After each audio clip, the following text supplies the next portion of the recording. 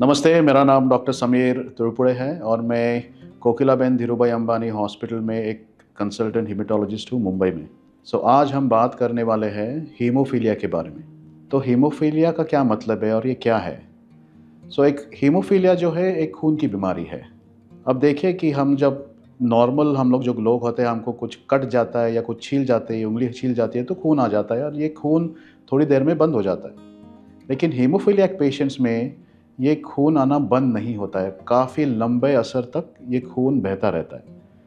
तो ये क्यों होता है? ये इसलिए होता है कि हमारे शरीर में खून बंद होने के लिए कुछ क्लॉटिंग फैक्टर्स होता है, मतलब खून जम जाता है, खून आना बंद हो जाता है।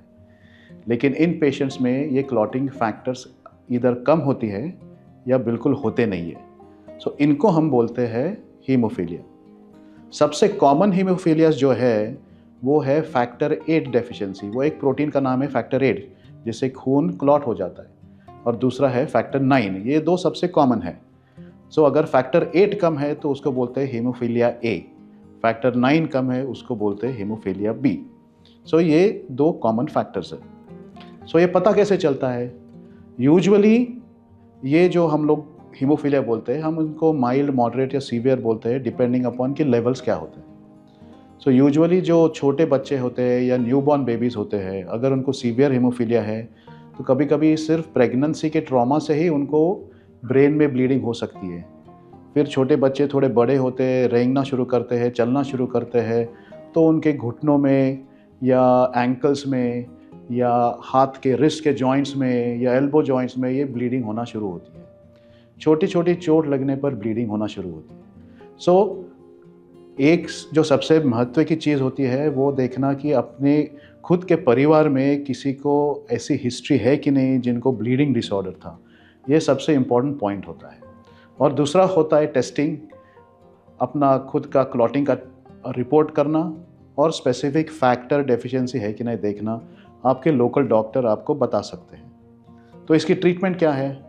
इसकी ट्रीटमेंट है फैक्टर चढ़ाना। वो स्पेसिफिक फैक्टर 8 या फैक्टर 9 है, उसको कंटिन्यूअसली या जब ब्लीडिंग होता है वो चढ़ाना होता है।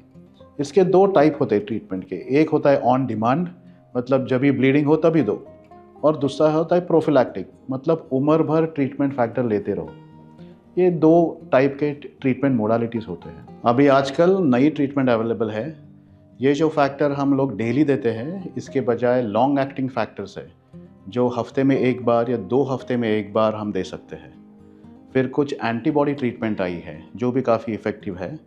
और लास्ट है gene therapy. Gene therapy haemophilia के लिए अभी वेस्टर्न कंट्रीज़ में अवेलेबल है, लेकिन अभी इंडिया में आई नहीं है।